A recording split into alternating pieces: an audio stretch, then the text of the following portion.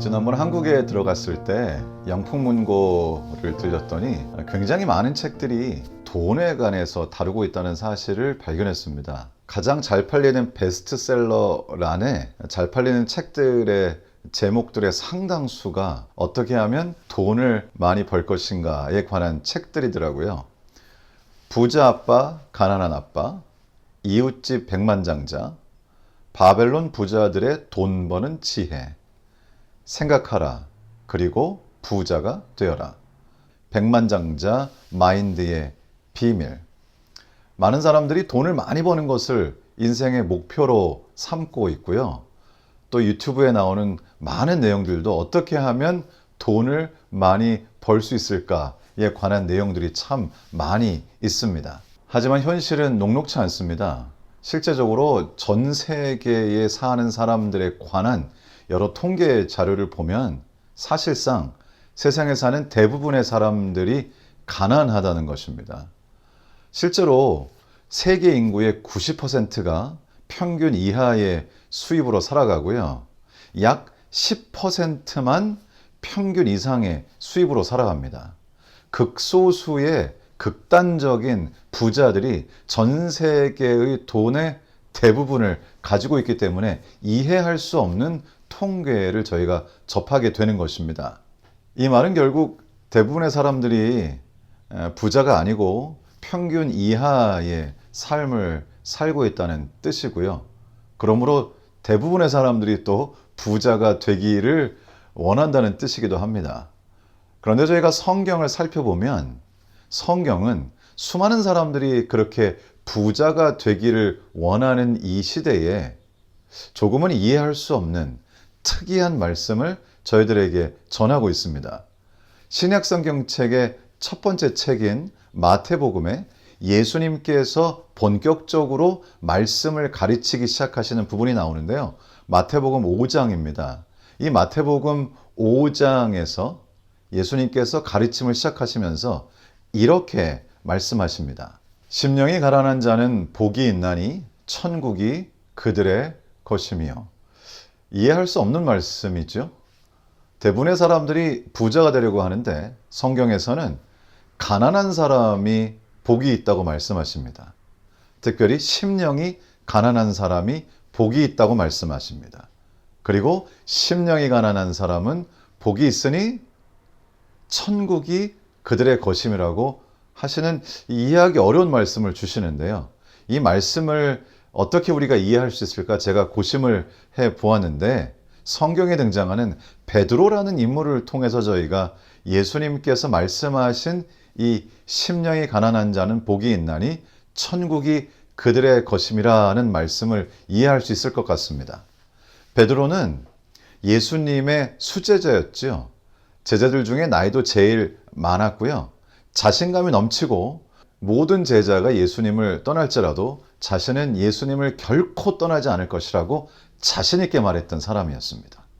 하지만 정작 예수님께서 체포되시고 이제 처형을 당하시기 직전 사람들에게 모욕을 당하시고 그리고 재판을 받는 그 모든 과정 중에 베드로는 너무나 약하고 비겁한 모습을 보이게 됩니다.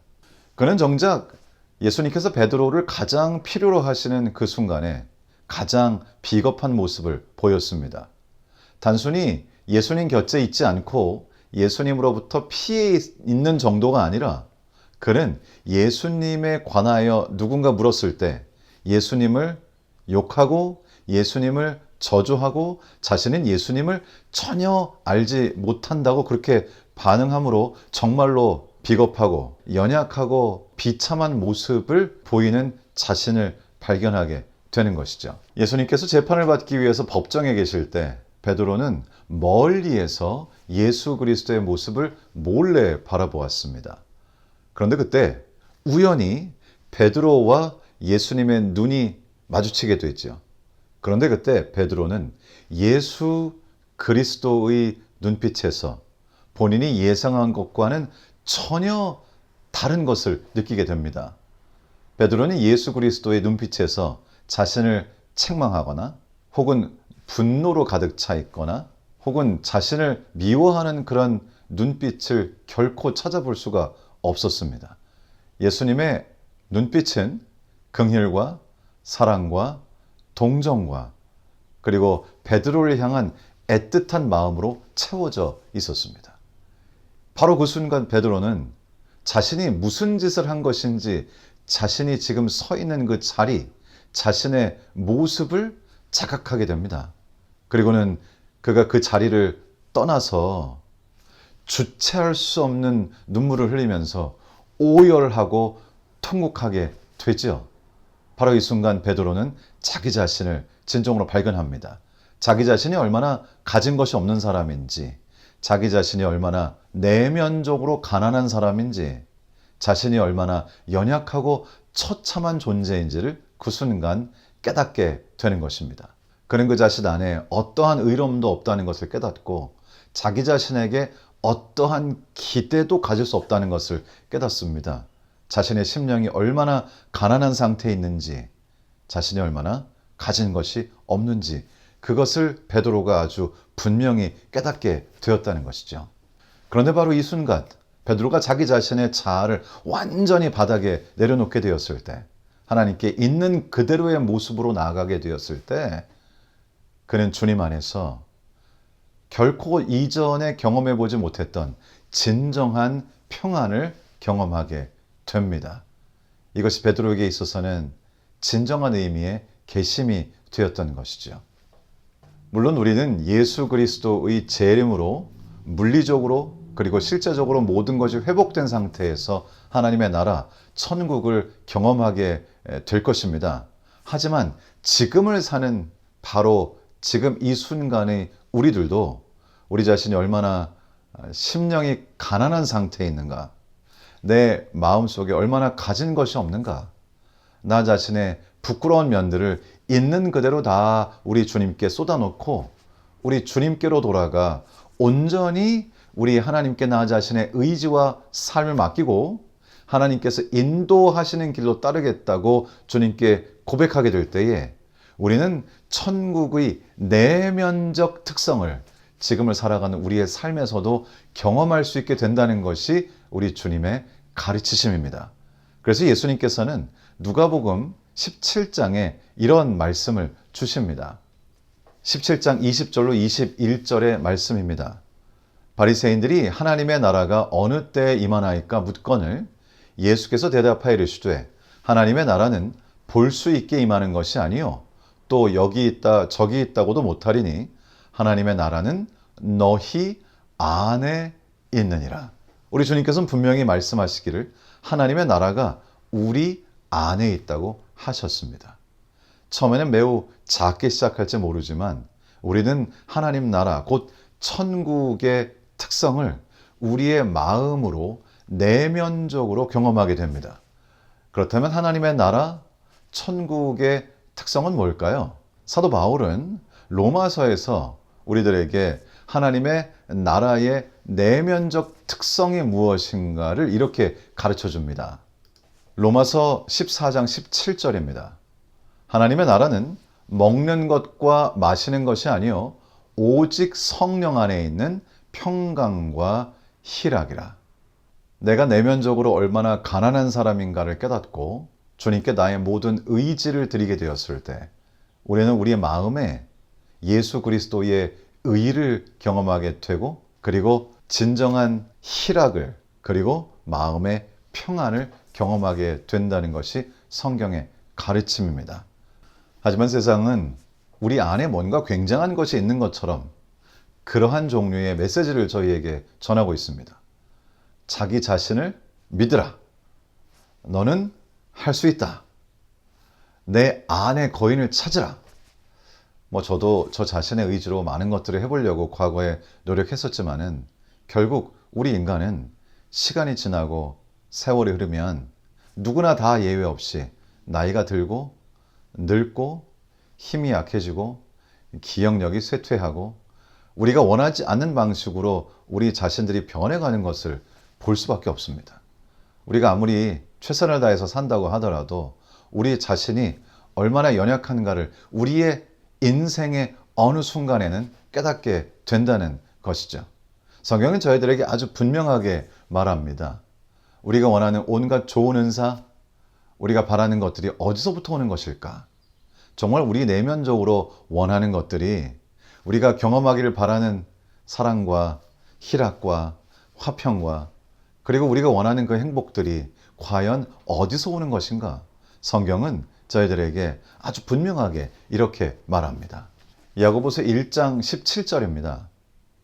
온갖 좋은 은사와 온전한 선물이 다 위로부터 빛들의 아버지께로부터 내려오나니 그는 변함도 없으시고 회전하는 그림자도 없으시니라. 이제는 여러분의 선택만 남았습니다. 여러분 자신을 믿을 것인가? 여러분 자신 안에 여러분이 원하는 모든 것들이 있다고 믿고 자기 자신만을 의지하며 살면서 점점 늙어갈 것인가? 그리고 그 끝에 인생의 마지막을 허무하게 맞을 것인가? 그렇지 않으면 우리 주님께 나 자신의 연약함을 있는 그대로, 내가 경험하는 대로, 내가 느끼는 그대로 우리 주님께 내 마음을 다 쏟아놓고 나의 의지를 주님께 드리고 하나님께서 내 생애를 인도해 주시도록 우리 주님께 내 의지를 드릴 것인가? 여러분의 선택이 남아 있습니다. 여러분께서 여러분 자신의 자존심을 내려놓고 자신의 연약함을 인정하고 나의 가난한 심령 그대로 가지고 주님 앞에 나아가서 주님께서 허락하시는 귀한 하나님의 나라, 천국의 작은 경험을 마음속에 하기를 원하신다면 여러분은 주님께 기도할 수 있습니다. 우리 하나님께 어떻게 기도할까요? 여러분께 어쩌면 그것이 좀 어려워 보일 수도 있습니다. 교회에 다니시는 분일지라도 사실 기도하는 것이 좀 어렵다고 생각될 수도 있습니다. 하지만 기도는 사실 친구에게 하는 것처럼 내 마음속에 있는 모든 마음 속의 생각을 그저 하나님 앞에 있는 그대로 펴놓아 말씀드리는 것입니다. 제가 샘플로 예를 하나 만들어 봤습니다. 혹시 여러분이 우리 주님께 여러분의 마음을 드리고 자신의 가난한 심령을 그대로 가지고 가서 주님께서 허락하시는 심령이 가난한 자는 복이 있나니 천국이 저희 것임이라는 그 말씀을 경험하시기를 원하신다면 제가 지금 드리는 이 기도를 따라해 보실 수 있겠습니다. 주님, 저는 가진 것이 없습니다. 그리고 제 마음을 드리는 방법도 잘 모릅니다. 하지만 주님께서 제 마음을 가져가 주시기를 원합니다. 제 마음은 주님의 것입니다. 저를 구원해 주세요. 제 마음을 새롭게 하시고 주님의 사랑이 저의 마음에 느껴지도록 주님께로 저를 이끌어 주세요. 예수님의 이름으로 기도합니다. 그렇게 어렵지 않은 기도지요. 이렇게 우리의 마음을 하나님께 그저 내 마음에 느껴지는 대로 드는 생각대로 하나님께 그대로 말씀드릴 수 있습니다. 우리 주님께서는 이러한 단순한 기도를 받으시고 약속하신 대로 우리를 복주시고 우리에게 내면의 천국의 경험을 허락해 주실 것입니다. 아마 여러분이 아메이라는 상표를 들어보셨을 것입니다. 리차드 드보스라고 하는 분은 아메이를 창업한 굉장히 큰 부자였습니다. 리치 드보스라고 하는 이분은 세상에서 성공의 상징이었습니다. 억만장자, 부와 명예, 권력을 모두 가진 사람이었죠. 사람들은 그를 부러워했고 그는 가진 것이 부족할 것이 없어 보였습니다. 하지만 어느 날 갑작스러운 심장병과 뇌졸중이 찾아왔습니다. 돈으로도 명예로도 막을 수 없는 순간이었습니다. 병원 침대에 홀로 누워서 생명마저 위태로운 그 순간 이분은 처음으로 깊은 두려움과 외로움 속에서 자신을 마주했습니다. 그토록 움켜쥐고 살아왔던 모든 것이 결국 아무것도 아닌 허상임을 깨닫는 순간이었습니다. 바로 그때 그는 조용히 하나님을 찾게 되었습니다. 그동안 성공을 위해서 완전히 뒤로 밀어두었던 예수님. 아주 어릴 때, 10대 때 그의 마음 가운데 은혜를 얻었던 바로 그분 예수님. 바로 그분께 마음 깊은 곳에서부터 애타게 부르짖게 됐습니다.